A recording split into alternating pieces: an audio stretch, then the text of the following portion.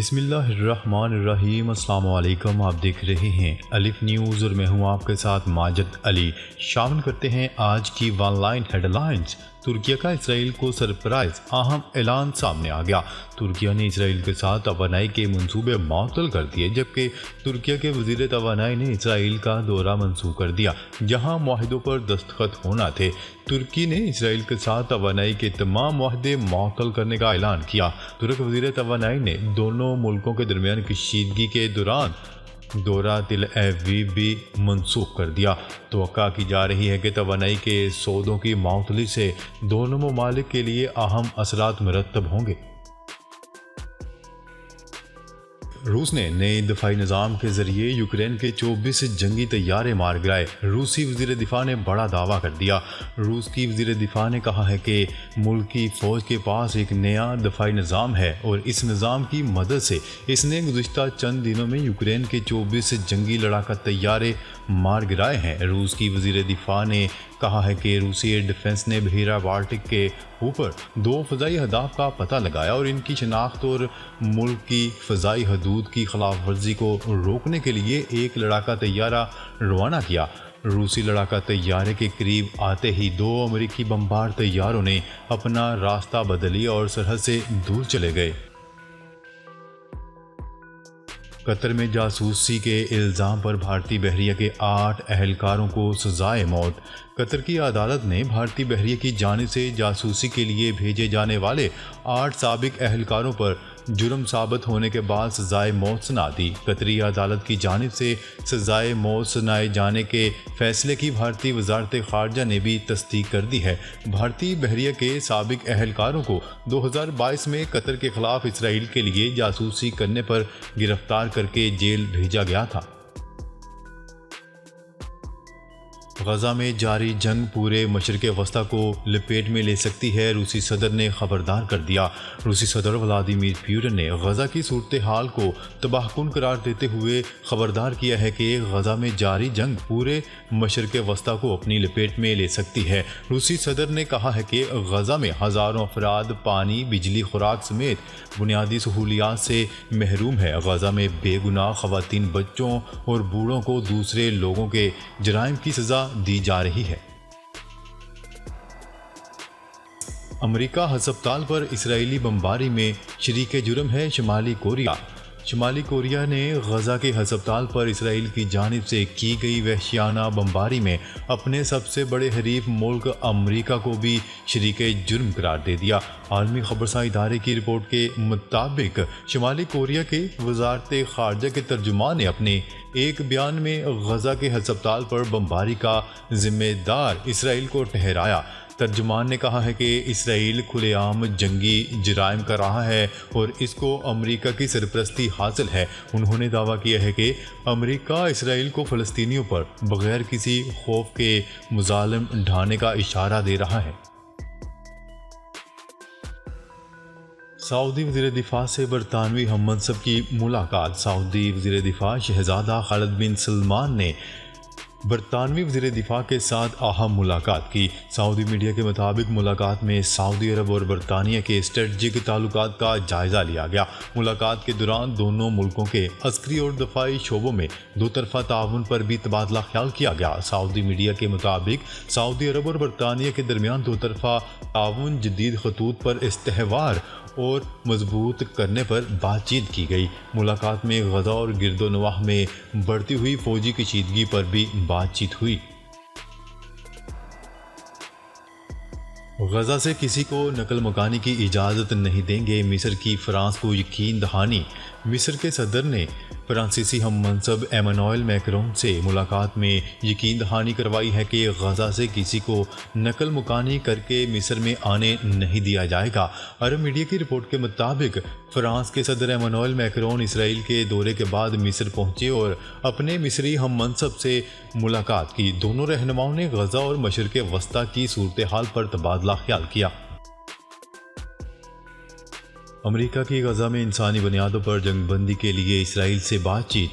White house के मुताबिक अमेरिकी सदर जो बाइडेन ने जुमेरात को इसराइली वज़ीर-ए-आज़म नेतन्याहू के साथ फ़ोन पर गजा में अमेरिकियों समेत यरगमालियों को तलाश करने और रिहा करने की जारी कोशिशों और मौजूदा बहरान के बाद पायदार अमन का रास्ता तलाश करने की अहमियत पर तबादला ख्याल किया। बातचीत में गजा छोड़ने के ख्वाहिशमंद गैर मुल्कियों के महफूज इनखला को यकीनी बनाने पर भी बातचीत की गई। अमरीकी मीडिया के मुताबिक इससे पहले वाइट हाउस ने गजा में मजीद इमदाद की इजाज़त देने और पट्टी से बाहिफाजत बाहर निकलने के ख्वाहिशमंदों के लिए गैर मुअय्यना मुद्दत के लिए जंगबंदी की हमायत का ऐलान किया। इसराइली वज़ीर आज़म ने पहली बार सिक्योरिटी कोताहियों का एतराफ़ कर लिया। इसराइली वज़ीर आज़म नेतन्याहू ने पहली बार एतराफ़ किया है कि उन्हें हमास के 7 अक्टूबर को होने वाले मोहलिक हमलों में सामने आने वाली सिक्योरिटी कोताहियों के लिए जवाब देना पड़ेगा। उन्होंने कहा, हम तफसीली जायज़ा लेंगे, हम इसकी तह तक पहुँचेंगे। नेतन्याहू को गजा के अस्करियत पसंदों की जानिब से इसराइली सरहदी दिफा को तोड़ने के बाद अपोजिशन और मीडिया की तनकीद का सख्त सामना करना पड़ रहा है। साबिक अमेरिकी सदर डोनाल्ड ट्रंप पर $10,000 का जुर्माना आयद कर दिया गया। गैर मुल्की खबरसां एजेंसी की रिपोर्ट के मुताबिक अमेरिकी सदर डोनाल्ड ट्रंप पर जुर्माना अदालती अमले की तजलील करने पर आयद किया गया। डोनाल्ड ट्रंप को सिविल फ्रॉड केस में दूसरी मरतबा जुर्माना आयद किया गया। साबिक अमेरिकी सदर ने अदालती अमले से मुतल्लिक मुतासबाना रिमार्क्स दिए थे और डोनाल्ड ट्रंप को जुबान बंदी आर्डर की खिलाफ वर्जी पर जुर्माने की सजा सुनाई गई।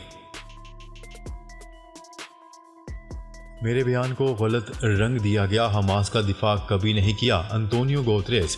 अक़वाम मुत्तहिदा के secretary general Antonio Guterres Hamas की हमायत में दिए गए बयान से मुकर गए। गैर मुल्की खबरसां एजेंसी की रिपोर्ट के मुताबिक अक़वाम मुत्तहिदा के सेक्रेटरी जनरल अंतोनियो गुतेरेस ने इसराइल के सफ़ीर की जानिब से आयद करदा इल्ज़ामात को मुस्तरद कर दिया।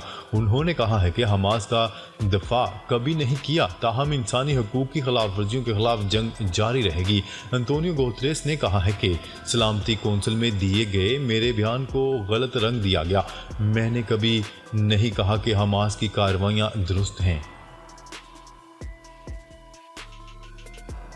अमरीकी अवान नुमाइंदागान में इसराइल की हमायत में करारदाद मंजूर। अमरीकी अवान नुमाइंदागान में फ़लस्तीन पर हमले में इसराइल के साथ इजहार यकजहती की करारदाद मंजूर कर ली गई। गैर मुल्की खबरसां एजेंसी की रिपोर्ट के मुताबिक अमरीकी अवान नुमाइंदागान में 10 डेमोक्रेट्स के अलावा तमाम अरकान ने इसराइल से इजहार यकजहती की करारदाद के हक़ में वोट दिया। अवान में पेश करदा करारदाद के मतन के मुताबिक इसराइल हमास और दीगर मुज़ाहमती तंजीमों की जानिब से शुरू की गई जंग में अपना दिफा कर रहा है, इसलिए इसराइल के साथ खड़े हैं।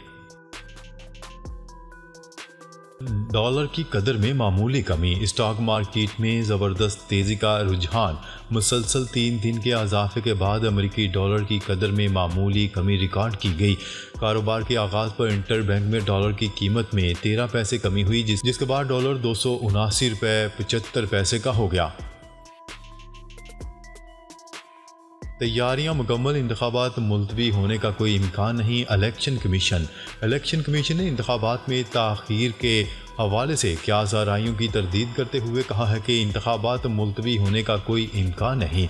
सदर मुमलिकत डॉक्टर आरिफ अलवी के इंतखाबात के इल्तवा से मुतल्लिक बयान पर इलेक्शन कमीशन के तर्जुमान ने रद्द-ए-अमल का इजहार करते हुए कहा है कि इलेक्शन कमीशन की आइंदा आम इंतखाबात के हवाले से तैयारियाँ मुकम्मल हैं। हल्का बंदियों की हतमी इशाअत के फ़ौरन बाद इंतखाबात के शेड्यूल का ऐलान कर दिया जाएगा।